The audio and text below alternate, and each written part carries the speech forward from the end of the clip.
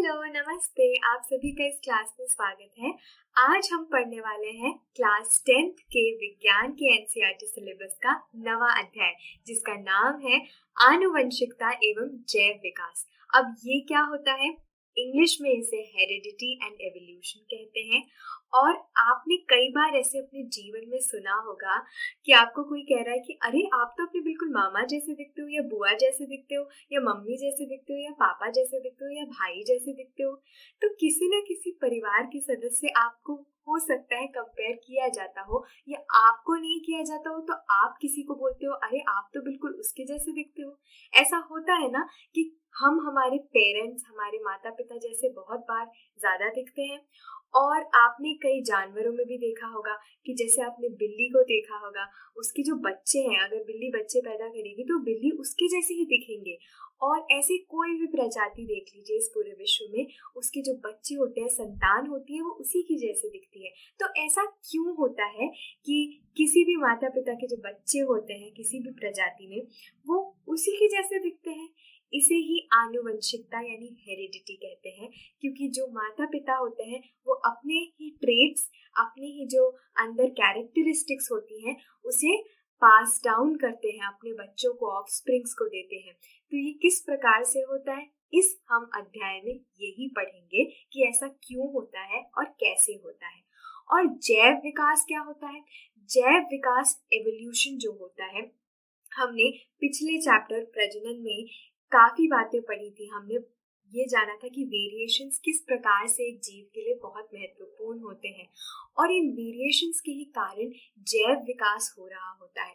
जैव विकास किसी भी स्पीशीज का, किसी भी प्रजाति का डेवलपमेंट, अर्थात वो प्रजाति पर्यावरण में जो भी परिस्थिति आए उसका सामना कर सके, उसके लिए और सक्षम बन सके, उस प्रकार का विकास कैसे होता है, किस प्रकार से इंसान आज है, उसमें इतनी बुद्धि है कि वो ये सारी टेक्नोलॉजी को यूज कर सकता है, और एक बंदर में इस प्रकार की बुद्धि नहीं है कि वो उस टेक्नोलॉजी को यूज कर पाए जो इंसान कर सकता है। ऐसा क्यों है? ये विकास के कारण हुआ है। जो इंसान में विकास हुआ है, जो इंसान की प्रजाति में विकास हुआ है, वो किसी और प्रजाति में नहीं हुआ है। तो ये क्यों हुआ, कैसे हुआ, और हजारों सालों में हम इंसान कैसे बने, और दूसरी प्रजाति, वह प्रजाति में जो ट्रेट्स हैं उनमें वो कैसे आए, ये सारे क्यों होते हैं, कैसे होते हैं, यही हम इस चैप्टर में पढ़ने वाले हैं। तो पहले तो ये जानते हैं कि हम इसके बारे में पढ़ क्यों रहे हैं। तो हम आनुवंशिकता एवं जैव विकास के बारे में क्यों पढ़ते हैं? उस तंत्र को समझने के लिए पढ़ते हैं। किस तंत्र को समझने के लिए पढ़ते हैं? जिनके कारण विभिन्नताएं यानी वेरिएशंस उत्पन्न एवं वंशागत होती हैं।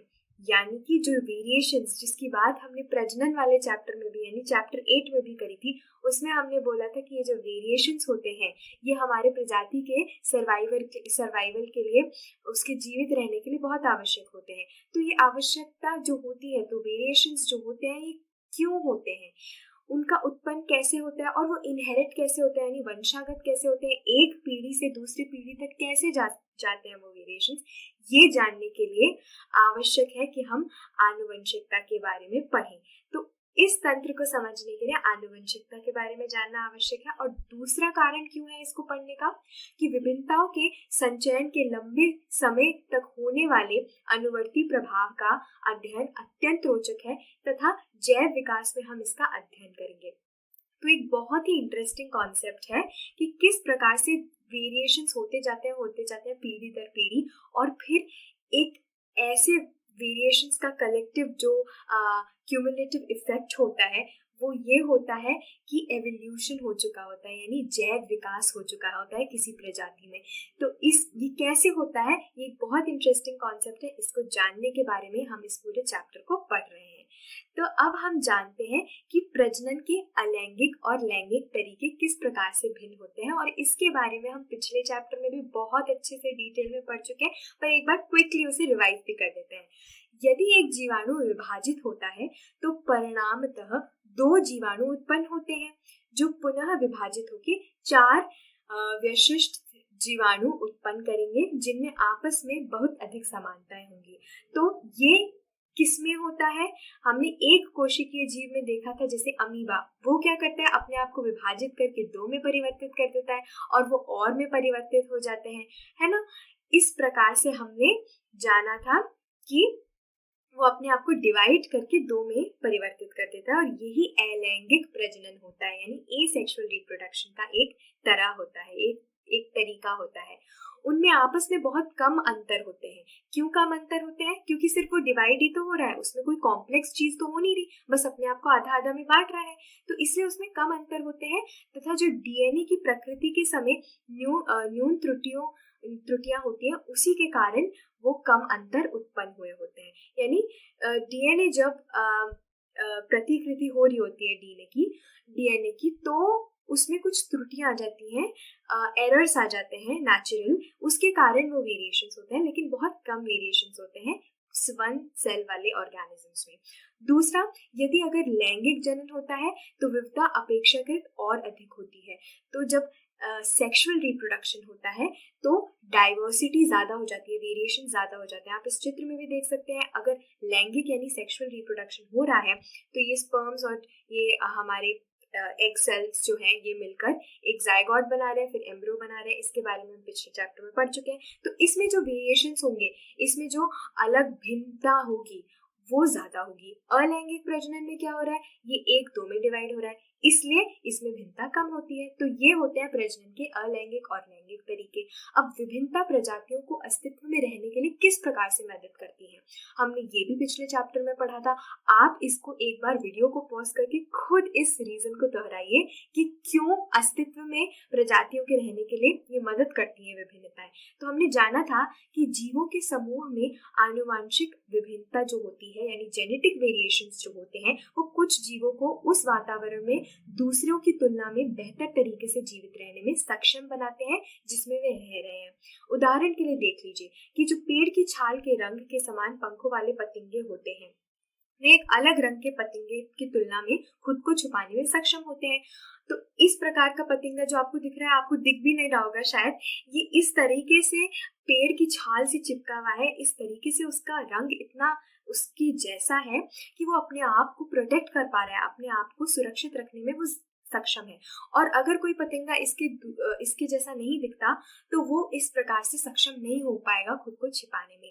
तो इसमें जो ये जेनेटिक वेरिएशन आया इस पतंगे के अंदर, उसने इसको अब प्रोटेक्ट करने में ज्यादा बेहतर बना दिया। तो नतीजतन पेड़ के रंग के पतंगे को जीवित रहने, प्रजनन करने और अपने जीन को पारित रखने में अधिक संभावना होती है। अर्थात ये इसका सर्वाइवल का चांस ज्यादा बढ़ जाएगा कि ये जीवित रहे और ज्यादा लंबे समय तक उसका, क्योंकि कोई भी इसको आके खा नहीं पाएगा दूसरा कीड़ा, क्योंकि इस अच्छे तरीके से छुप जाएगा। तो इसका जीवित रहना, इसको रिप्रोड्यूस करना यानी प्रजनन करने के लिए, और अपने जीन यानी जो इसके अंदर वो जीन होता है जो इसको पास डाउन करता है और इसका जो बच्चा होगा वो इनहेरिट करेगा, उसको सुरक्षित रखने में, उसको पास डाउन करने में इसकी पॉसिबिलिटी, प्रोबेबिलिटी बढ़ जाएगी, संभावना बढ़ जाएगी। तो इस वजह से जो इस मौत है, ये पतंगा है, इसकी प्रजाति की सर्वाइवल यानी ये प्रजाति ही जिंदा रहे, प्रजाति खत्म ना हो जाए, लुप्त ना हो जाए, उसका संभावना बढ़ जाएगी। तो इस वजह से विभिन्नता प्रजातियों के अस्तित्व में रहने में मदद करती हैं, क्योंकि ये भिन्नताएं ही उन्हें किसी भी पर्यावरण में अगर अलग तरह की परिस्थिति हो जाती है या पर्यावरण में कोई परिवर्तन आता है तो उससे कुछ सदस्यों को लड़ने की क्षमता उसमें डालती है और वो इस वजह से पूरी की पूरी प्रजाति लुप्त ना हो जाए, इसका जो संकट है वो हट जाता है।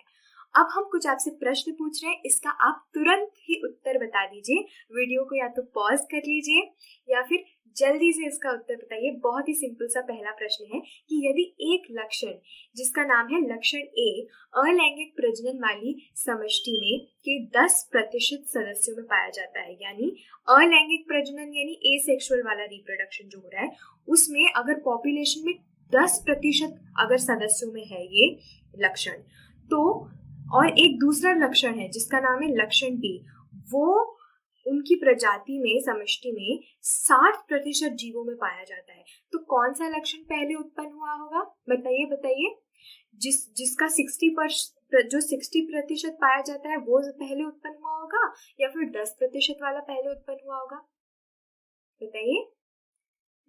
इसका उत्तर ये होगा कि जो 60% वाला लक्षण है यानी लक्षण बी, वो पहले उत्पन्न हुआ होगा। क्यों? क्योंकि ये प्रजाति है, ये एक दूसरे को इस प्रकार से डिवाइड करती रहती है, तो जो भी लक्षण पहले आया होगा वो बहुत ज्यादा मात्रा में ऑलरेडी फैल चुका होगा। अब ऐसा हो सकता है कोई एक ऐसे करते जा रहे हो और उसी बीच एक कोई नया लक्षण आ गया हो, वो लक्षण फिर फैलना शुरू कर देगा।